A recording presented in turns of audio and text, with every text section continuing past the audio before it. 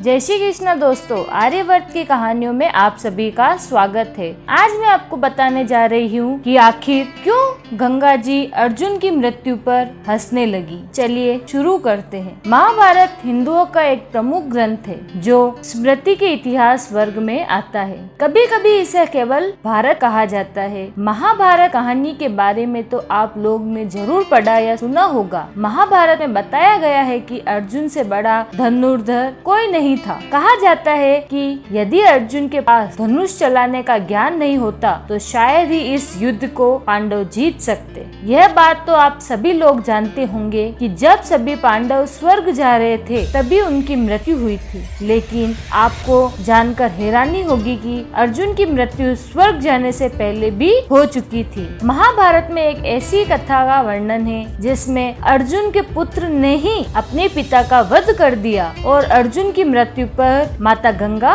मुस्कुराने लगी थी। अब आप ये सोच रहे होंगे कि महाभारत के युद्ध के समय अर्जुन के दोनों पुत्र का वध हो चुका है, तो ये कौन सा पुत्र है? आखिर क्यों माता गंगा अर्जुन की मृत्यु पर मुस्कुराने लगी? कथा के अनुसार जब महाभारत का युद्ध खत्म हुआ तब युधिष्ठिर को हस्तिनापुर का राजा बना दिया गया और कुछ दिन पश्चात भगवान श्री कृष्ण के कहने पर युधिष्ठिर ने अश्वमेध यज्ञ आरंभ किया और नियमानुसार यज्ञ को अर्जुन के नेतृत्व में छोड़ दिया गया। जहाँ जहाँ अश्व जाता अर्जुन अपनी सेना के साथ उसके पीछे पीछे जाता। यज्ञ का अश्व कई राज्यों से गुजरा जिसमें कई राजाओं ने तो अर्जुन से युद्ध करने से मना कर दिया और जिसने भी अर्जुन से युद्ध किया वह अर्जुन से हार गया। इसी क्रम में यज्ञ का घोड़ा मणिपुर पहुंचता है जहां पर अर्जुन का पुत्र बब्रुवाहन राज्य करता था। जब अर्जुन के पुत्र बब्रुवाहन को पता चलता है कि उसके पिता उसके राज्य में आए हैं तब वह अपने पिता के स्वागत करने हेतु राज्य की सीमा पर पहुंचता है। लेकिन राज्य की सीमा पर अर्जुन अपने पुत्र से कहता है कि अभी मैं हस्तिनापुर का प्रतिनिधित्व कर रहा हूँ, इसलिए तुम्हें नियमानुसार मुझ पर युद्ध करना होगा। उसके बाद अर्जुन और बब्रुवाहन के बीच एक भयंकर युद्ध चलता है और कुछ समय बाद बब्रुवाहन दिव्य अस्त्र से अपने पिता अर्जुन का सिर धड़ से अलग कर देता है। जब यह बात भगवान श्री कृष्ण और माता कुंती को पता चलता है तब दोनों मणिपुर पहुंचते हैं और यह देखकर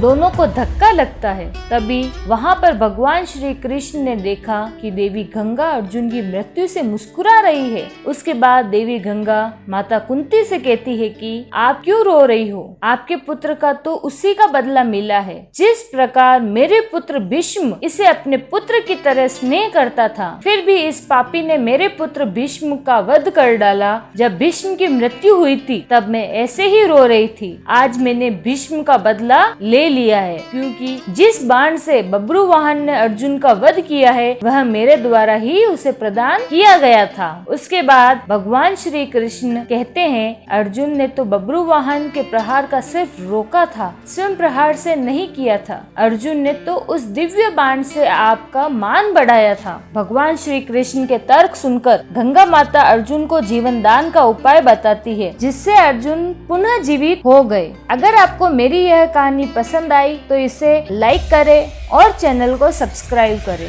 धन्यवाद।